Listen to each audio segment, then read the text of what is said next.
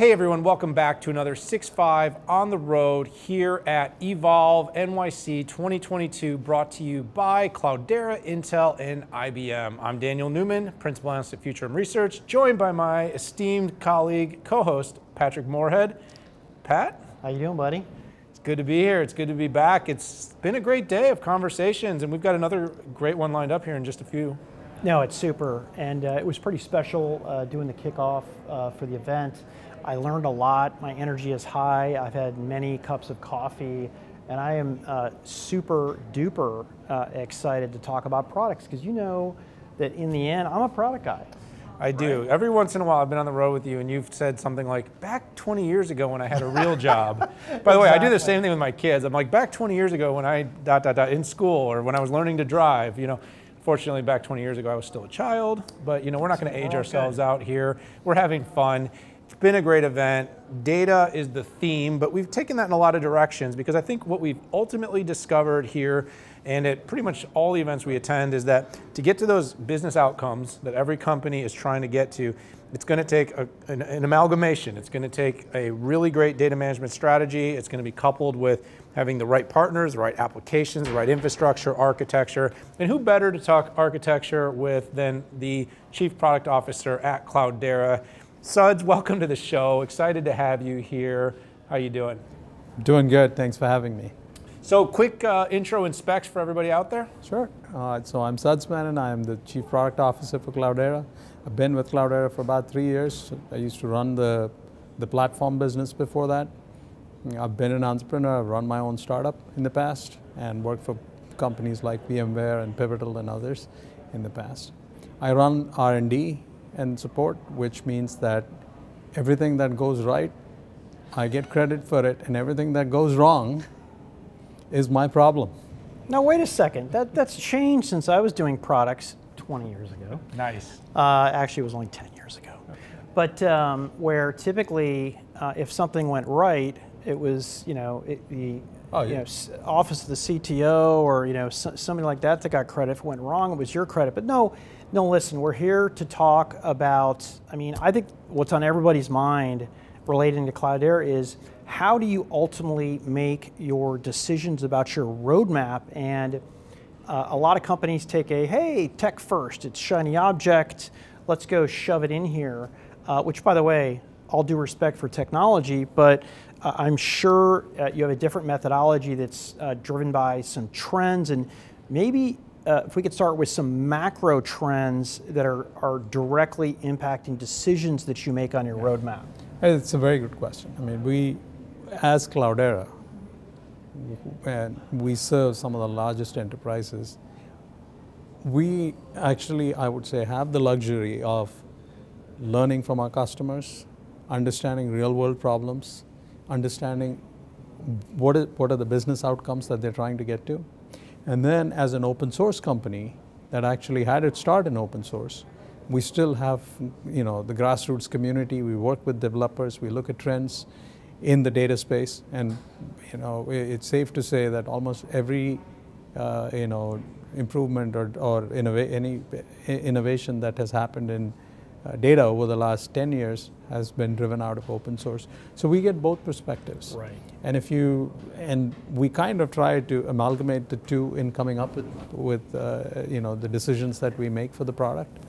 And some of the trends that actually have shaped our thinking over the last couple of years, last 2 or 3 years, as hard as it has been with COVID to actually get out there and talk to people, some of the things that have become real is we are about 15 years into cloud being a thing.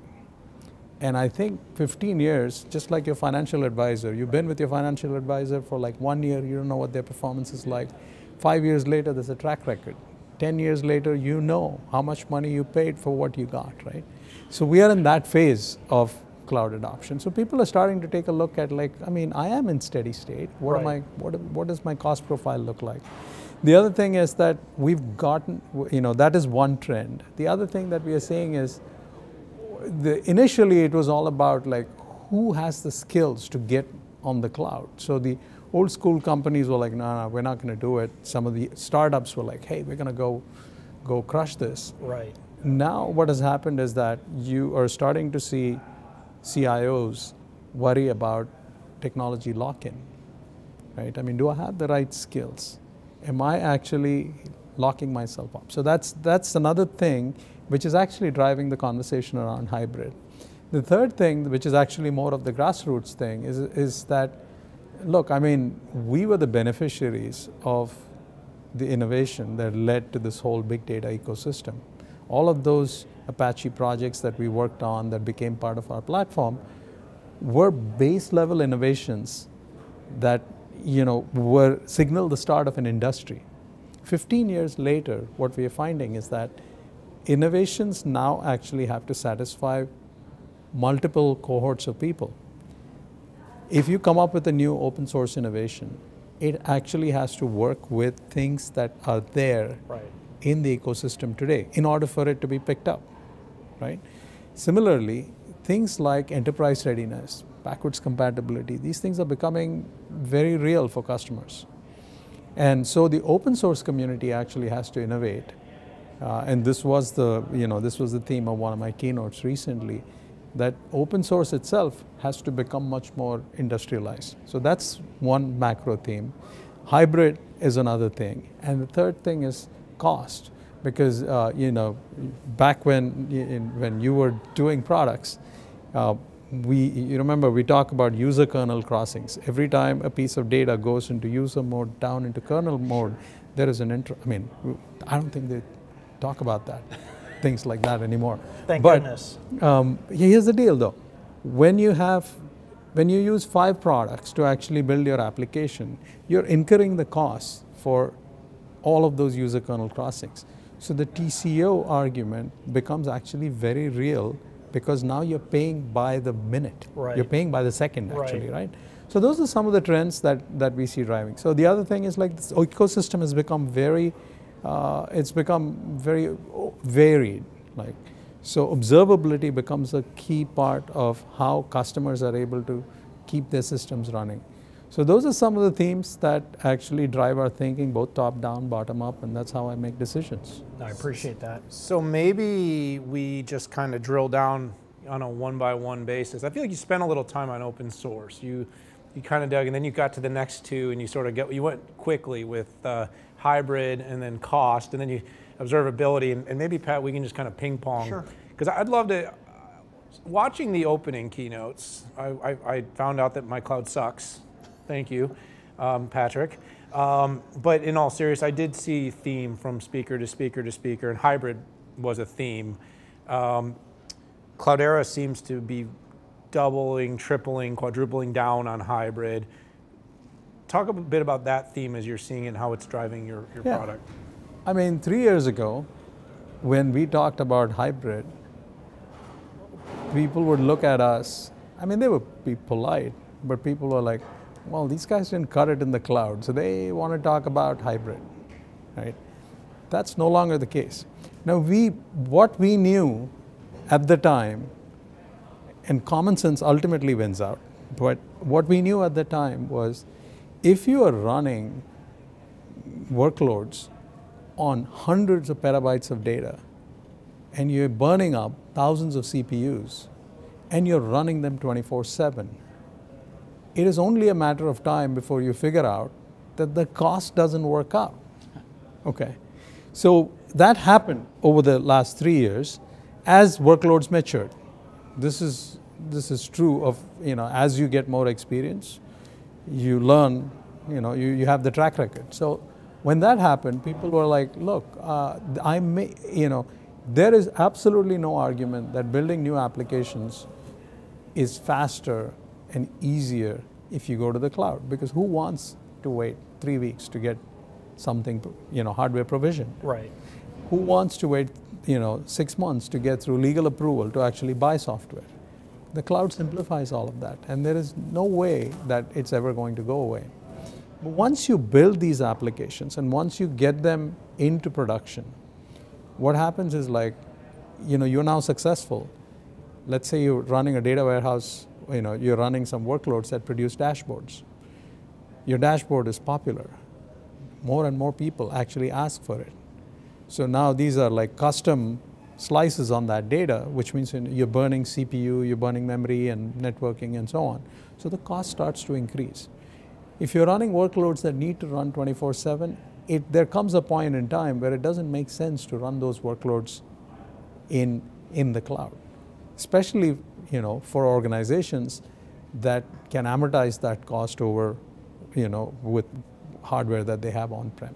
So we are starting to see customers, and there are 57%, I mean there was a slide up there, I think 57% of customers have actually repatriated workloads back on-prem. Now the key to doing that is three things, right? One is you need to be able, you're not going to build an application that uses certain APIs on-prem, that uses different APIs in the cloud.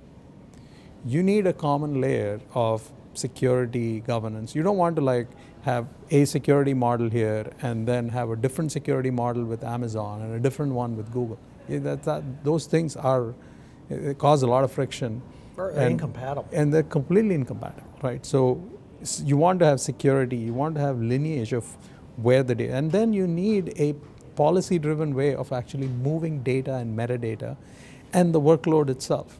So this is where the whole open thing becomes important. If you're using products that are built on top of open APIs, that are built on top of open source, where the innovation actually guarantees interoperability, you have the ability to take it from on-prem to the cloud or cloud to another cloud or back on-prem. Right. And that is the end state. Now why do we talk about the end state? Because we have some of the largest customers on earth. The end state does matter to them. So that, for us, it wasn't very revolutionary talking about hybrid. Sure. Right? So that's, we're just getting to a point where two things are happening. First is the market's understanding of hybrid is actually getting to be more mature, as you pointed out. The other thing that's happening is that our tech is finally getting to the point where everything that I talked about, being able to move data services, being able to actually have security, governance, and lineage that spans cloud, adding support for things like Spot instances in different clouds. All of those you need real software to make that happen. That's all coming together, which is what makes hybrid real for our customers. And that's why and the other thing is, look, people are ultimately driven by, by personal motivations, right? So what happens is that initially there was a push to if I'm not in the cloud, my career isn't going anywhere, exactly. Right? So today what we are doing is we're giving them skills that we're building cloud native products that they can move to the cloud. So they look smarter, and that kind of makes them stickier. So that's our whole hybrid thesis there. Yeah, it all kind of came together when Andreessen Horowitz came out on A16Z site talking about repatriating workloads. I almost fell over in my chair when I saw it, because if there's a company that has made hundreds and billions of dollars of profit off the public cloud, it's Andreessen Horowitz, and their premise was exactly what you talked about, which was, listen, in startup mode and in scale mode and for super seasonal, it makes total sense. But if you're not there, and quite frankly, I don't know any of Andreessen Horowitz's investments that are mature, well, maybe 10 years ago with something like Facebook, but it was pretty big. It was the first cloud native VC that came out and did this. And by the way, to me, it was an inevitability anyways, like I discussed in my talk, but we didn't do the industry any favors by stubbing our toe on OpenStack. So in our preface up here, you had used a term that I've never heard anybody from Cloudera make, that was observability. Mm-hmm. And Daniel and our companies both track observability companies. How does that relate to Cloudera? Yeah, right. So when I took over the Chief Product Officer role, I looked for both continuity and change. You don't want to be the guy who says everything's fine, I'm not going to change anything. Right. At the same time, you don't want to be the guy who disrupted everything and then caused the company to go under for another 12 months, while we work through that change. So one of the things that I saw fairly clearly was two things, right? That if we actually had standards-based observability in our platform, we would be able to tell our customers about how to more efficiently use our platform. Right. Okay, so that's one. The second thing, which is slightly further out, is like we live in a world that actually, where Cloudera is not the only player anymore. Best of breed includes Cloudera, but includes other products as well. So if a customer is going to actually have to, work with an ecosystem of products, then building a product that actually gives you observability across the stack, right, reduces the total cost of ownership. Right.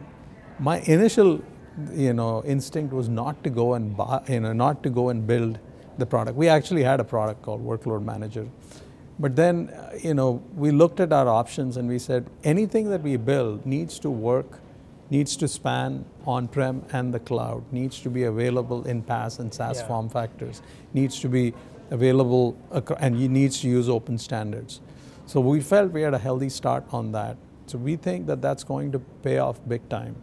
So everything that we are doing, all of these data services now expose metrics that allow us to look at performance. One of the things that is becoming super clear to customers is, look, when you buy your hardware and it's accounted for and the IT guy no longer has any bills to pay on that one, performance is like, hey, if I'm not getting performance, it's an annoyance. Like, I need better performance for my customers, right? But the costs are already baked in. I paid for the 100 machines or the 1,000 machines. But in the cloud, it's not like that. If the damn thing isn't running fast enough, what that means is it will run longer, which means the meter is running longer. You're paying more for EC2. So performance equals cost in the public cloud. And you need to have solid observability on performance, right? There's another area where Cloudera is actually looking at performance, cost optimization, performance optimization for the right reasons. I want better performance. Cost optimization, because performance optimization allows me to control costs, right? And the third thing is something that we don't have in the product. What we are starting to work through is, ultimately, the software industry, the cloud industry uses a lot of electricity, right? And we can only ignore climate change for so long. I mean, we will drive electric cars and all that, but at the end of the day, we need to actually figure out how to reduce our footprint for the workloads that we are running. So we are going from performance to cost to, at some point, the product, the observability product will actually tell you, how sustainable your workloads are becoming, and give you the opportunity to actually do something about it. Right. Telling you all the way up to how much carbon have you burnt up, how much carbon have you produced as a result of running these workloads over the last 3 weeks, 2 weeks, and so on. So it's a big deal for us, doing observability the right way. Yeah, you absolutely tied a lot of things together, and you even kind of brought the cost structure into that, but it sounds to me like if we really want to summate it, you've got 4 or so really big factors that are playing a part, so it's right now in driving your product strategy, which, by the way, is the culmination of what you're doing with Iceberg. It's the culmination of CDP1. It's that we are going to have these driving forces being brought together. We all know the kind of data proliferation, exponential data growth, but we also know that heterogeneous environments are the way of the future, and that means open. Yep. That means hybrid, and companies, especially in a market of, that's going to be very likely recessionary. At the very least, we're going to see a major slowdown. Tech is going to be part of the solution, though, for this. So you got cost. You kind of dribbled in some sustainability in there, which I think every company needs to be thinking about responsibly approaching sustainability, and that's not consistent. There's a marketing sustainability, and then there's a doing, which... I think, we are focused on the doing side of it, because this sustainability thing came about from a grassroots effort internally, where we have folks who are highly committed to, making the right choices when it comes to instance selection and so on, which making our product more sustainable. But one of the things that we did a hackathon recently internally, and one of the things that came out was, hey, what can we do to educate and inform our customers on how they can be more sustainable using our product? And in many cases, actually using less of my product to be more sustainable. But my product is getting better and better as we go. But that ultimately gives people one more reason to use my product. Yeah, and I think whether people are on the sustainability bandwagon or not, when it comes to public companies, they are being held account from board of directors. And it's funny, no matter what side I found that people, nobody is arguing with using less energy to do the same thing, right?